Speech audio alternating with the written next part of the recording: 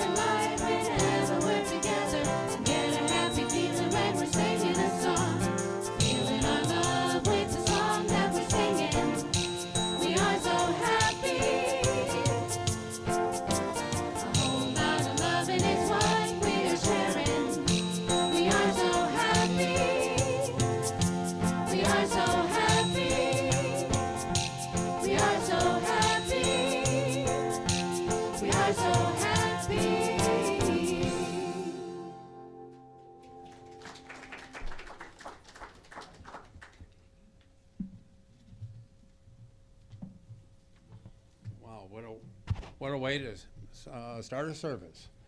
We are so happy, and the colors and all, it's just, and the day outside. I mean, my gosh, we've got so much to be happy about, right? And yeah, and at the same time, we also deal with other aspects of ourselves and other challenges that we face, other apprehensions and doubts, etc. Sometimes loosely referred to as our shadow side. We all have it. By the way, we also have what's called a golden shadow. The shadow is basically the things we want to disown about ourselves, and oftentimes are mainly the negative. I'm going to share one of mine in a moment. But the golden shadow is also something that we're not affirming, that we're not claiming as true about ourselves. It's the positive. So it's really important to affirm that which is true deeply about ourselves that we may not truly own. Now, I think a lot of us have challenges when it comes to owning what we in unity affirm, as we are one with God, for instance, one in love. And yet we can say that, and how deeply do we really own it? Do we really let it sink in? And that's part of our golden shadow. If we aren't really identifying with it in a heartfelt way, then we're into our golden shadow. And both are important. So too is the regular shadow that we don't want to own about our things about ourselves, such as my perfectionism. I've had that probably most of my life, maybe all of it, in which to be a good boy that I was raised at, I had to do things just so. And then my father died when I was an early teenager, and it just accented all the more that I was a man in the house now, I had to do really well, and it just continues on. Well, recently, I've been brought up against that, if you will. One of those experiences late at night when you awaken and your mind starts ruminating and going round and round. I think probably all of us know those times. And for me, I started thinking about a couple of clients of mine that I hadn't seen for a while, and I was thinking, what did I do wrong? And I just couldn't get off of it. It just kept going and going and going. And then my backyard, this is kind of very different, but it's still germane about what I'm getting at, was filled with more holes or dark blank spaces than normal. So I thought, why is that the case? Whether it was due to winter or due to the first application I had somebody come in, whatever it was, there was just a lot more wrong with it. And I always took pride in having a really nice lawn. Well, if I will get one this year, it's gonna be probably a summer-long process. The point, though, for me was that it dawned on me that Spirit was giving me an opportunity. In Chinese, the idea of a challenge is is an opportunity. In English, it tends to be a risk. But it really is an opportunity. And so it dawned on me that Spirit was confronting me with my shadow side of perfectionism and needing things just so in a really healthy way if I looked at it from that perspective and didn't look at it as poor me. And that really helped. Well, it brought me to the recognition that there really are two very powerful methodologies spiritually to change ourselves: forgiveness and surrender. Those are probably the most powerful ways that we humans can come up with to change from just simply being an ego functioning entity into a spiritual entity. And forgiveness became a kind of a focus. I don't know if you saw the article last Sunday in the paper that Rabbi Gelman writes weekly. I always like his writings. He and Tommy, he always called him, was a priest, had a very strong relationship. You know, this rabbi and this priest. And Tommy died a few years ago. One of the things that they would sometimes discuss was what is forgiveness? And Tommy would say forgiveness was unmerited. It was just simply fully given all the time, no matter what we did. And Rabbi was saying, but you know, welcome, come on in. But Rabbi was saying, you know, it's merited when it's merited, when a person is truly repentant and forgiving for their, asking for forgiveness for their errors. They disagreed about that, and I know for myself that sometimes I can waver between one or the other. It's certainly easier to forgive somebody who seems repentant and sorry, and yet I claim, and I bet you guys do too, that God forgives us simply because we are. And there's a beautiful story. This is just simply about an example of forgiveness of two Buddhist friends walking a path, and they began to argue, and suddenly one turned to the other and slapped him on the face, and the guy was taken back like this, and he wrote something in the sand, and then they continued their journey, and then they stopped later on for a rest at a pool, and they went for a swim, and the one who had been slapped was beginning to flounder and not be able to make it. And so the other one, his compatriot, his friend, reached in and saved him from drowning. And then the person that was about to drown wrote something on a rock. And later on, the person who saved the one and who had earlier slapped that same person asked, what happened? What did you write on the sand, and what did you write on the rock? On the sand, I wrote that the wrong that I felt I experienced, being slapped. On the rock, I wrote that which is forever true. In the sand, you see, the wind and rain will blow it away. And the rock, it endures forever. Forgiveness is like that. Forgiveness is just simply wiping it clear, and it's there eternally. The Course in Miracles talks about, there is, in the opening to the Course too, talks about there are two emotions, fear and love, but only one is real, love. So there is no fear. There is no negative. So we can look at our shadow because there is nothing truly to fear. There's only love.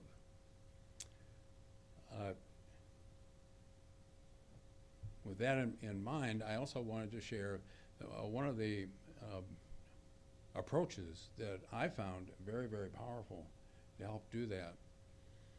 And that is, there's only the infinite. We affirm that, there's only God. There's only the infinite. So there cannot be, and this is what I find fascinating, There cannot be the finite. You and I live in what seems to be the finite. There's a temporariness to everything, including our body and our mind, our active ego mind. But the infinite cannot make the finite, because then you have two things. If there's only infinite, if there's only God, you can't have anything other than that. It can seem like it, but it can't actually be that way. So in a sense, there's no forgiveness needed, because there's only the infinite. That's good news, isn't it? There's only love, as A Course in Miracles opens. That's all there is. Now our eyes and ears and ego mind sees all kinds of exceptions, but the exceptions prove the rule, if you will. When you begin to realize, along with the infinite, there cannot be a finite. It's impossible. So rejoice. We are forgiven. We are loved forever. We exist that way. Let us move on. And together, and let's say it word by word and really mean it, these affirmations. And together, a vision.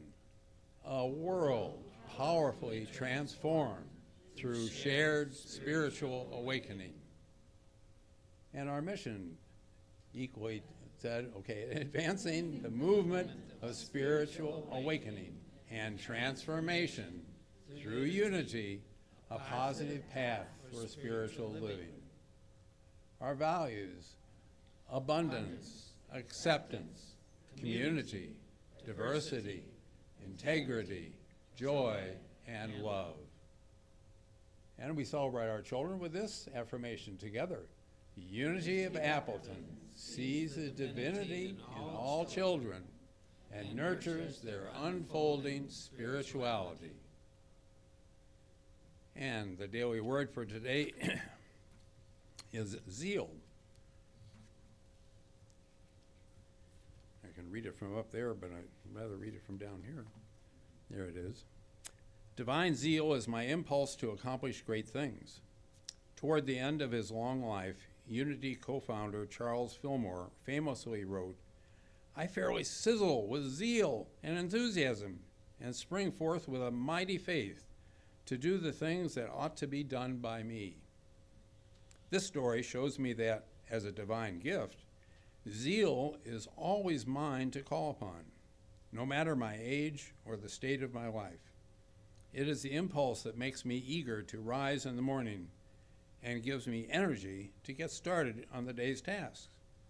It drives me to give the best of myself to those people and things I care about most. Zeal is quickening, enlivening energy that helps me feel the presence of God within and bring that presence to life in a way that only I can. I sizzle with zeal. With passion and enthusiasm, I live, love, and serve.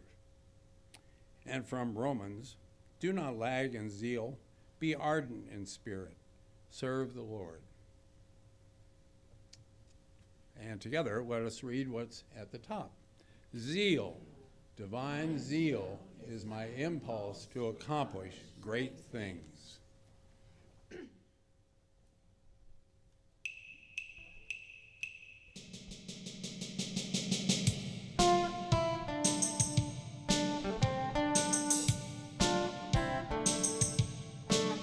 Imagine me and you, I do. I think about your shining light, it's very bright. I think about the soul you are, your love and light, so happy together. If I should see you there, or where, and you say you're a part of me, and ease my mind, imagine how the world would be, so very fine, so happy together.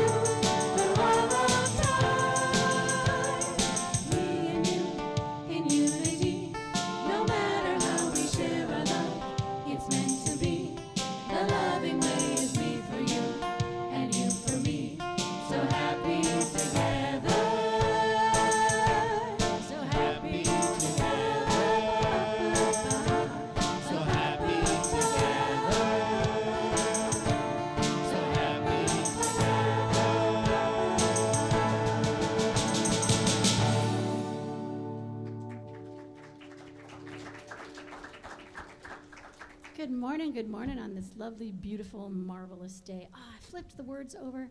You know how sometimes the song that we sing before is just really appropriate for introducing our speaker? And so I'm going to go from memory. I love that phrase. I can see me loving the soul that is you for all of time, you know? And I think that that's kind of encapsulates what Reverend Sandra McKinney is kind of all about. She comes here and she brings us her love. She comes as, like, then those of you who are new, we do not have a minister. We are fortunate enough to have this rotating ministers who come in and speak to us every Sunday, sometimes in person, sometimes via Zoom. And we also really appreciate Reverend Sandra because she drives all the way here from Eau Claire. John said this morning, she's got a beautiful day. Yes, she does have a beautiful day. And so we appreciate her spirit and her love and her time. And so please welcome the wonderful, the inimitable Reverend Sandra McKinney. Oh, thank you. Good morning. Good morning. Thank you. When I woke up this morning, I take liquid fish oil. I think the fish was in there this morning. My throat's been a little funny, so bear with me. Yeah, I want to bring our attention back to today's daily word and Charles Fillmore's very famous quote, something he said at age 93. And it's hard to think of him saying this if you know a visual of Charles and what he looked like at 93. And maybe it's because photography at that time said, don't smile. But he was a pretty stoic, solemn guy in the pictures we know of him.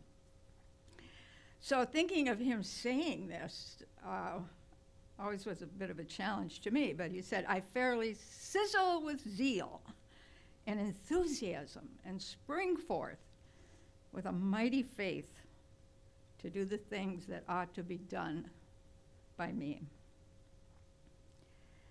You know, zeal is one of the 12 powers that Fillmore identified. I encourage you, if you're not familiar with that, there's a book, The 12 Powers.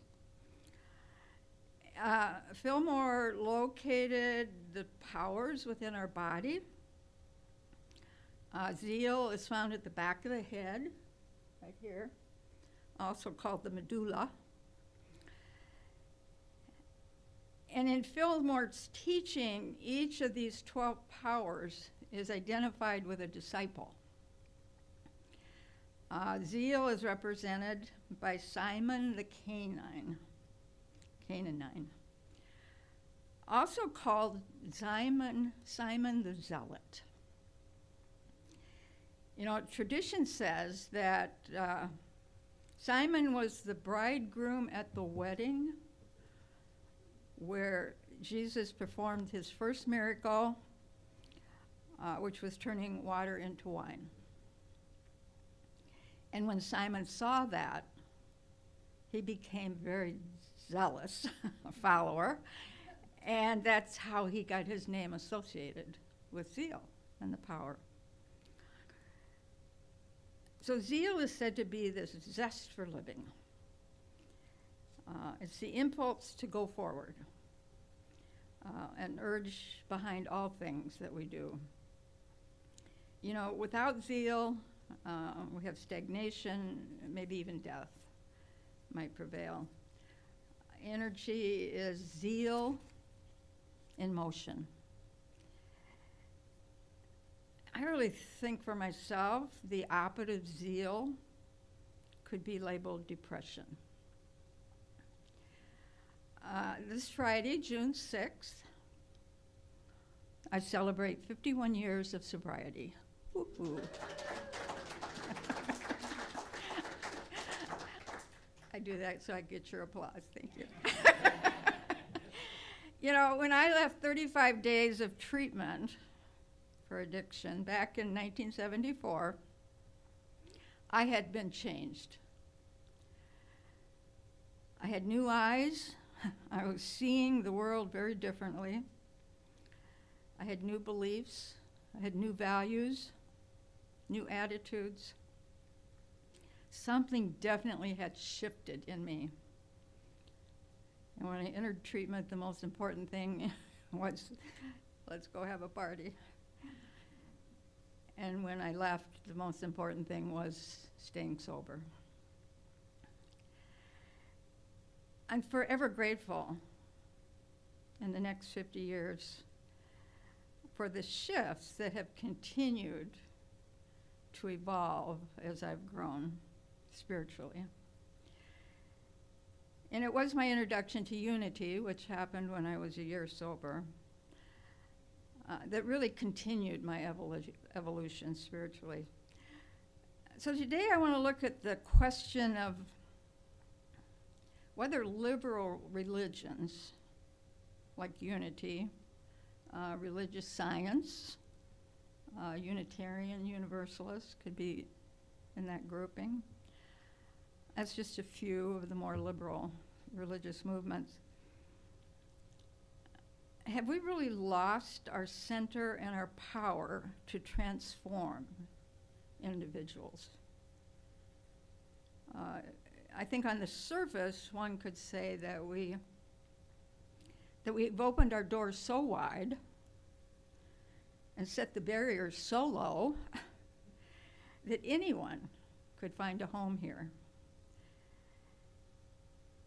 without having to undergo any kind of conversion experience, much like the one I experienced in treatment.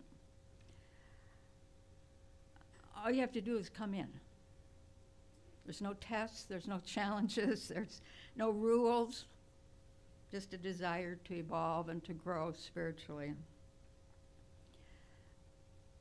I think many people who find their way to unity have the experience of finally discovering something that they've been longing for, looking for, perhaps didn't even know that they were looking for. This is a place of comfort, of freedom, and permission. You know, typically someone who becomes involved in unity undergoes this slow process of integrating values and learning what they mean as we live them, rather than reading them off a page or out of a book. I remember in my first group session in treatment, as the fog was beginning to lift, the counselor had asked everyone in this circle to name a value, something that was important to them. I was the very last person in the circle to respond. And I'd heard what all the others had said.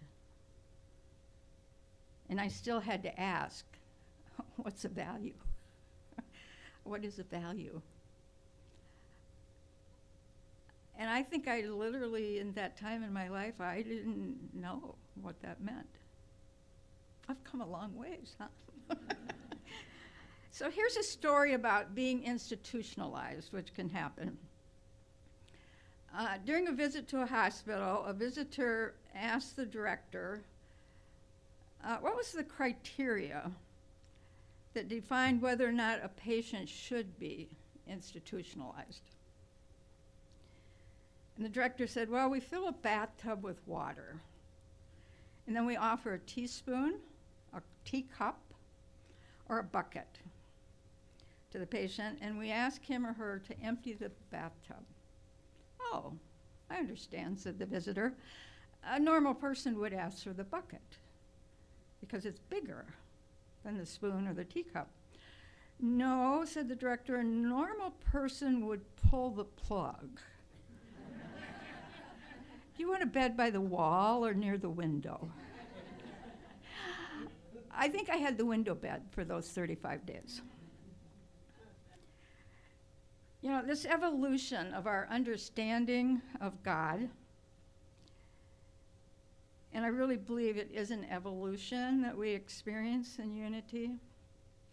It's not like a one-time thing. It's always evolving.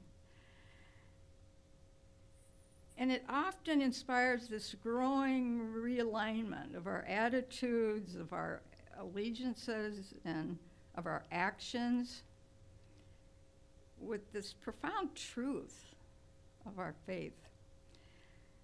That this spiritual evolution is not just for the individual, but it's for the entire world. And it comes only when we achieve this universal recognition of every person's importance and all people's interdependence. So here's a little bit about evolution, and let's see if it applies. 2000 BC, before Christ. Here, eat this root. 1000 AD, after the death of Christ. That root is heathen. Here, say this prayer. 1850. That prayer is superstition. Here, drink this potion. 1940. That potion is snake oil. Here, swallow this pill. 1985. That pill is ineffective. Here, take this antibiotic. Today, that antibiotic is artificial. Here, eat this root. I think there's a lot of truth in that one. So today, as we eat the root, I know my friend Sherry Neal has been here recently and shared her adventures with the monarch butterfly. You know, the butterfly is frequently used as a metaphor for change.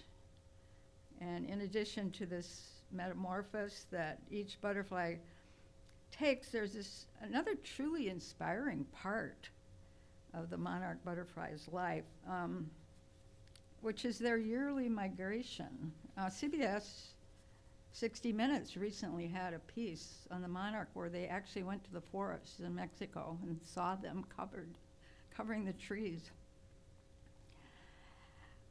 So their fall migration begins in Canada, in the northernmost parts of the United States, and their ultimate destination is central Mexico. Well, during that long migration, monarchs incur many dangers, storms, predators, vehicles, simple fatigue.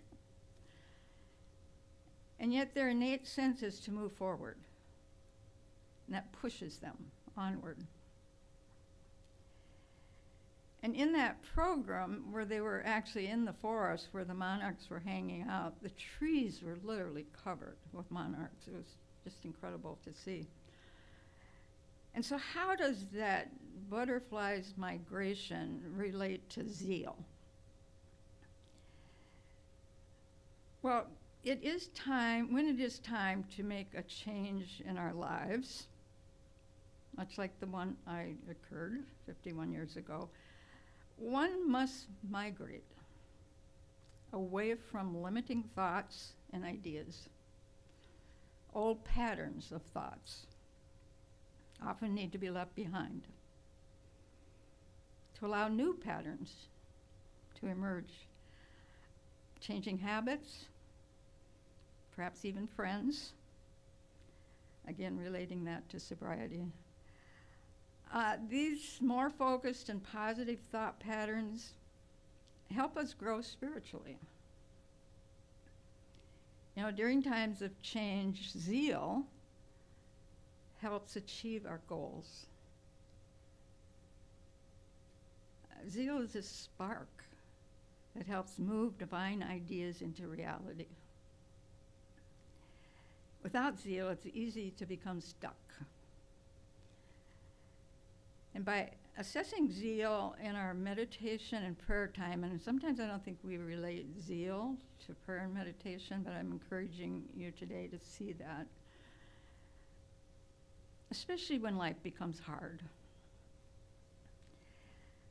I'm more able to spring forth with a mighty faith to do the things that ought to be done by me if I keep zeal in my presence. Zeal's the power of intensity and enthusiasm. It fires us up, it motivates us to do things that we might not otherwise do. It pushes us to stretch, to try new things, to take risks. But zeal needs help from the other powers, those other 11 powers. For left on its own, zeal can run rampant in our lives, consuming us, causing us to become obsessive, single-focused, perhaps zealots. Powers that work hand in hand with zeal include wisdom, faith, and strength. Thomas Fuller, a 16th century English historian and churchman, said, "Zeal without knowledge is fire without light." And when we add wisdom to our zeal, we can discern how much enthusiasm we need in a situation to bring about the highest good. And when zeal is added to our powers of faith and strength, they each become more intense and more powerful. And when we engage this power of zeal, we eliminate all apathy, indifference, negativity, fear, unresponsiveness. So as we turn within, we're encouraged to know Spirit in a deeper, more meaningful way. It's our zeal that drives us to find the kingdom within, so that we might find our individual path to this Christ-centered life of ease, of grace, and joy. And in these words and the description of zeal, if even the word is difficult to relate to, we may want to look at our own personal depression. I know I needed to do that. Spirit does not require some spiritual muscle in form of focus, discipline, or deliberate choice, but in that muscle can be developed just like our physical muscles, through dedicated practice and commitment. So we're talking about our spiritual strength, our spiritual muscles, sizzling with Spirit, in order to create a life of ease and joy, a life of purpose and plenty, a life of love. It does require spiritual energy. It takes focus. Our focus needs to be on love, truth, health, and abundance. Focus needs to go forth from you, from your thoughts, your words, your emotions, your reactions. And that kind of focus takes discipline. So research shows that it takes a minimum of 21 days, that's a common length of stay in recovery, 21 days. That's because they've learned that behavior to turn old patterns around take 21 days. I think there's a reason they cut me 35. When we repeat a negative behavior, it develops as a bad habit. And I'm not saying that alcoholism is a bad habit, of course it's an illness. But to move out of the negative conditioning to make a permanent change, we need to resolve to stick to this discipline of a new behavior for 21 days. In those 21 days, we literally reformat the brain and create new neural pathways. So we need spiritual focus, and we need spiritual discipline, and we need those combined with deliberate choice. In Deuteronomy, it reads, I call heaven and earth to record this day that I have set before you life and death, blessing and cursing. Therefore, choose life, that thou and those you love may live. So a more modern version of that scripture would read, I have come to this frightening conclusion that I am the decisive element. It is my personal approach that creates the climate. It's my daily mood that makes the weather. I possess tremendous power to make life miserable or joyous. I can be a tool of torture or an instrument of inspiration. I can humiliate or I can humor. I can hurt or I can heal. In all situations, it's our response that decides whether a crisis is escalated or de-escalated. If we treat people as they are, we make them worse. If we treat people as they ought to be, we help them become what they are capable of becoming. We have a choice in how we create our lives. We have a choice in how we view the world. Two astronauts, Buzz Aldrin and Edgar Mitchell, they journeyed to the moon together.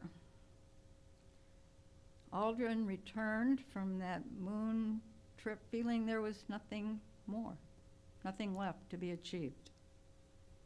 Life for him seemed to be over. He had a breakdown in which there was a long struggle for his sanity. On the other hand, Mitchell went on to explore the non-material dimensions of mind and spirit. He became very much involved in the human potential movement and with the spiritual research of all kinds. He's considered a pioneer in modern efforts to expand the role of science toward understanding the inner experience that we all have. He's the founder of the Institute of Noetic Science. He received a Presidential Medal of Freedom and the Nassau Distinguished Service Medal. He wrote, I believe that our deepest beliefs change not only the way we relate to the world, but virtually change the physical world we live in. Think of that, our thoughts can change the world. So what are our deliberate choices? What's really important is this increased alignment that we have with spirit, the increased faith in the idea that we are creators, and this increased awareness that God is working in our lives all the time. There's a Chinese proverb that says the journey of 1,000 miles begins with a single step.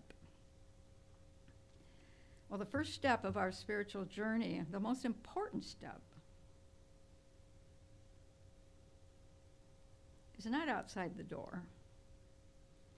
It's the step that we take inside. The inside journey where we connect with God. Meditation is one way to make that commitment to your spiritual growth. Another commitment is in community much like you've developed here. So I invite us today to take any thoughts we might have of fear or indecision and wrap them in peace through prayer and meditation. And begin to feel your enthusiasm and zeal build as you awaken to the possibilities of your life. Amen. Thank you.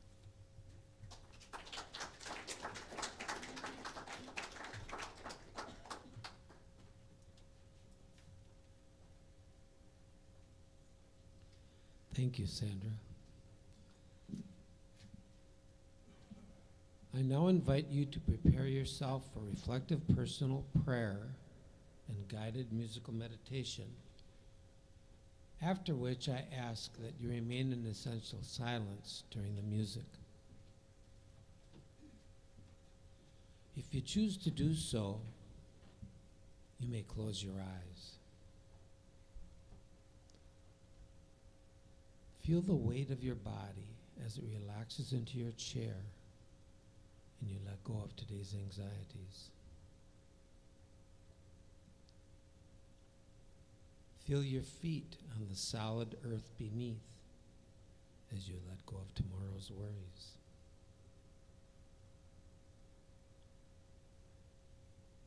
Become aware in this moment of your breathing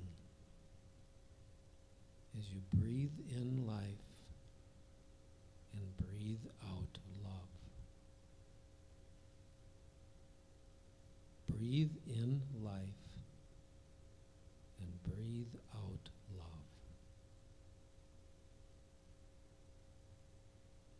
As you become centered, focus your attention on your beautiful heart, your beautiful Christ self. Become filled with gratitude and allow into yourself that which fills you with peace and light. So we begin.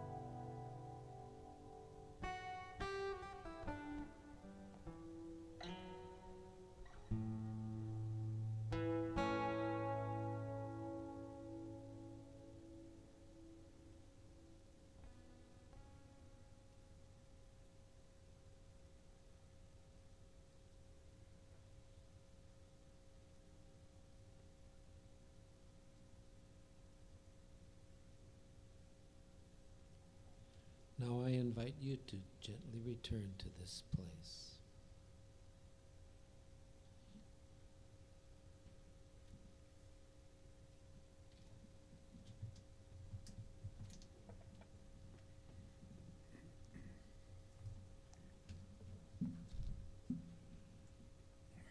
We've just encountered the energy of zeal with Reverend Sandra's beautiful remarks and the beautiful peace of meditation. I think they all belong together. So let us wrap them together in prayer. Let us pray. Our deepest desire, O God, all source of everything, is recognition of our oneness with that source. And we have assurance that is true. And zeal of the energy of faith and strength leads us forward with great conviction into the presence of the truth that is who we are.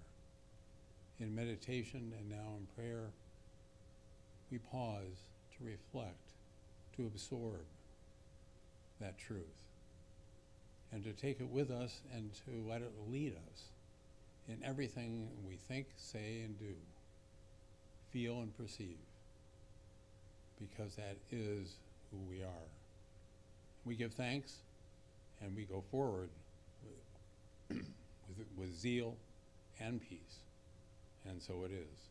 Amen.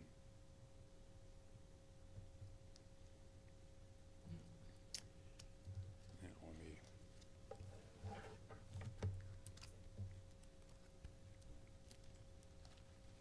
get my place here. Now we move from prayer to our affirmation of prosperity. This is a time when those of us who feel Unity of Appleton is our spiritual home, practice putting Spirit first in our financial life. This practice prospers the spiritual community we love and supports our own spiritual growth and prosperity. Please give whatever amount Spirit guides you to give, whether it is in person or electronically. Whatever that amount is, take that gift into your heart and bless it with your love. Feel free to bless the plate as it passes by. Let yourself feel grateful to God in you as your one source. Then please join in our affirmation of prosperity.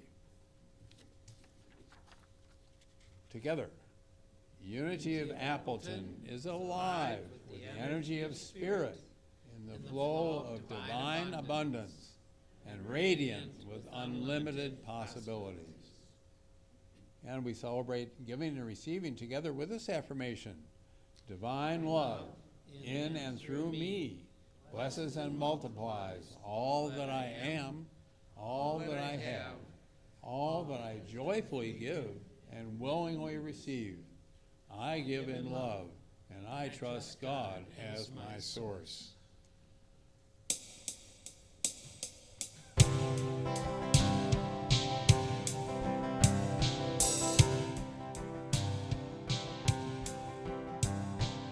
Live every day like it was your last one, and one day you're gonna be right. Treat everyone like you want to be treated. See how that changes your life.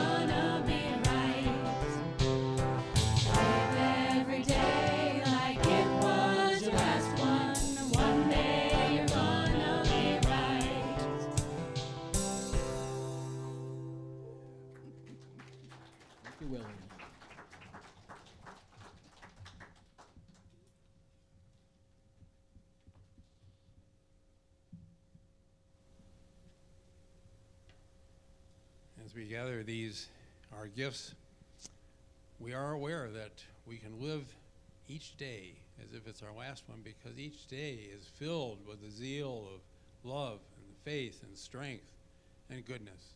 And these, our gifts, are representative of that, and they go out into the world filled with all that goodness. And so it is. Amen.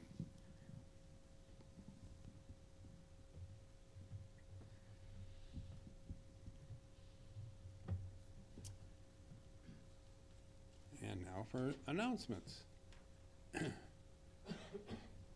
Board update. The board is currently working on the strategic plan for Unity of Appleton.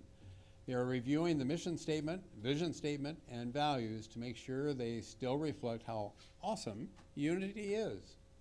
They are also currently working on developing short-term and long-term goals. The board meets June 28th to develop an implementation plan and finalize the strategic plan. More to come. Community opportunity. Thanks to your generous donations, we have lots of nutritious food for our local homeless shelter, Mountains of Hope. Join us in making snack sacks for the residents this Tuesday, June 3rd at 1 in the Unity Cafe downstairs.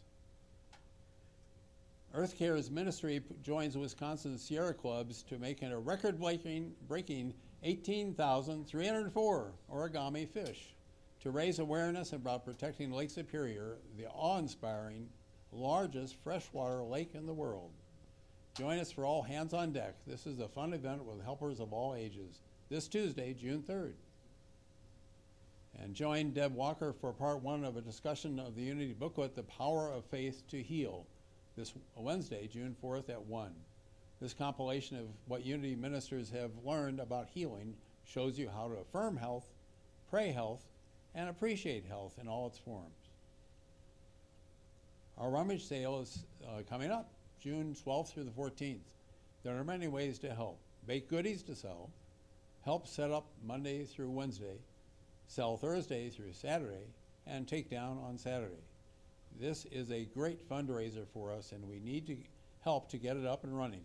Setup is Monday, Tuesday, and Wednesday from 9 to 1. Selling is 9 to 4, Thursday and Friday, 9 to noon on Saturday. Takedown is Saturday afternoon. Sign-up sheets are on the Connect and Serve table. I don't know if you, Carrie, if you have anything else to add. Yes, we also need to borrow tables. Unity has, some big tables, but we always need more because we have so many wonderful donations. Okay, more tables. Keep that in mind. Heal. Change your mind, change your body, change your life. Heal is a documentary that takes us on a scientific and spiritual journey where we discover that by changing one's perceptions, the human body can heal itself. We will take 2 evenings to view and discuss the entire documentary. June 16th from 6 to 8, we will discuss the first hour of the documentary. June 23rd from 6 to 8, we will view and discuss the conclusion of the film. I'll be there to further discuss tapping, as featured, and that's featured in the documentary. Opening book study at Unity of Appleton, Message of the Monarch. That's going on every Sunday from 11:30 to 12:30 upstairs, I guess at this point. Is that correct? Okay.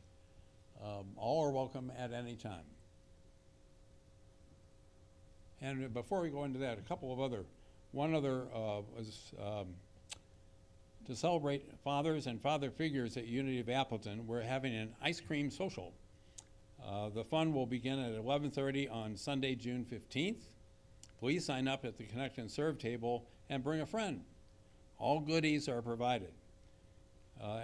Ask any questions, ask a member of the Spiritual Planning and Social Action Committee. Karen, Sophie would be the good person to contact. And another one that I would like to add is that for me, tapping is much like a prayer experience. It's prayer in action in many ways. And I've just seen so many remarkable results from it. So as many of you are aware, in fact, this morning we had the prayer group meeting. It meets twice a month, and they're always available to pray afterwards. I would like to also add, if you would like tapping, I'd be glad to do it on one person at least every Sunday. So if you have any interest in doing that, I'd be more than happy to help you out. Just come up to me if you would, and we'll plan to do that. I think that's sufficient, so let us proceed on with the prayer for protection. Together, let's stand up, and with zeal, let's say this prayer of protection. Hands outstretched. The Light of God surrounds us. The love of God enfolds us. The power of God protects us. The presence of God watches over us. Wherever we are, God is, and all is well. Sneaking out for a minute. All right, I was told to go over here. Because I'm supposed to distract you while some ads are playing before this video plays. We're trying to be sneaky here and hopefully make this work. Okay, so don't look at the ads. Look at me, look at me, look at me. Okay, so this next song is all Cindy's fault. And if it is in your brain this whole week, it is all Cindy's fault. So about a month or so ago, well, actually she was still in Florida. Anyway, she sent me a link to this song, and it's adorable. And one of the reasons why we wanted you to sort of know the background of this is because there is this gentleman in South Africa. His name, he calls himself the Kiffness, which is evidently a surfing slang term for cool, fantastic, wonderful, that kind of thing. And so his musical career has sort of been, he finds videos, either online or that people send him, of people singing something random. If you get a chance to check him out, his website's marvelous. And this particular song that we're going to do is called Beautiful Day. It was evidently written by somebody named Jermaine, but sung, I believe, at a school in Africa by a little kid named Rushan. And that's the clip that we're going to see. So what happened was there's a video, it's sent to the Kiffness. He created a song based on this little kid's song that he was singing in school. Go ahead, play it. Wanna act too high and mighty, 'cause tomorrow I may fall down on my face. Lord, thank you for sunshine, thank you for rain, thank you for joy, thank you for pain. It's a beautiful day, it's a beautiful day. Lord, thank you for sunshine, thank you for rain. Okay, I'm gonna have you stop the video right there. Thank you. All right, cool. So the idea is he gets these videos sent to him. He creates kind of background music for it. And this is this guy's living. So if you get a chance to check him out. And now we are going to share with you our world premiere of Beautiful Day here at Unity of Appleton.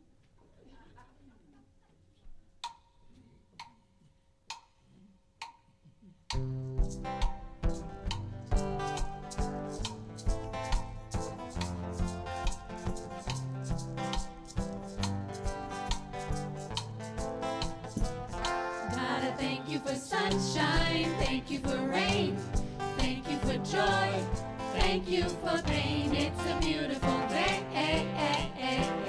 it's a beautiful day. Gotta thank you for sunshine, thank you for rain, thank you for joy, thank you for pain. It's a beautiful day, it's a beautiful day, it's a beautiful day. Sometimes life is good, but then trouble comes my way. But whatever happens, God, thank you for this day. When I'm feeling troubled, I lift my hands and say, it will be done in the rain or sun. No, it's a beautiful day. I don't wanna act too high and mighty, 'cause tomorrow I may fall down on my face. Gotta thank you for sunshine, thank you for rain, thank you for joy, thank you for pain. It's a beautiful day, it's a beautiful day. Gotta thank you for sunshine, thank you for rain, thank you for joy, thank you for pain. It's a beautiful day, it's a beautiful day, it's a beautiful day.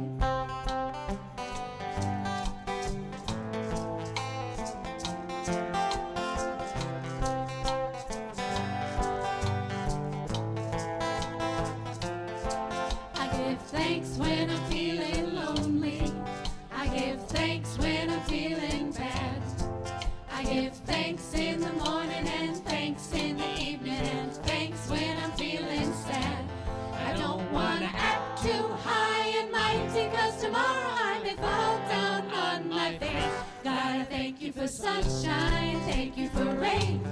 Thank you for joy. Thank you for pain. It's a beautiful day. It's a beautiful day.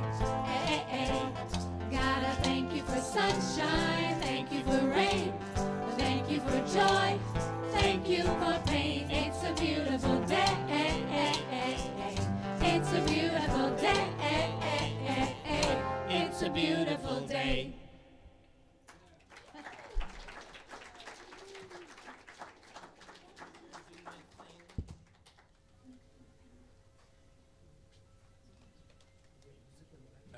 John. All right. Well, thank you, folks. And most of you here know that this is a time in our service, or you get to get your voices in the room. And we can react to anything that Reverend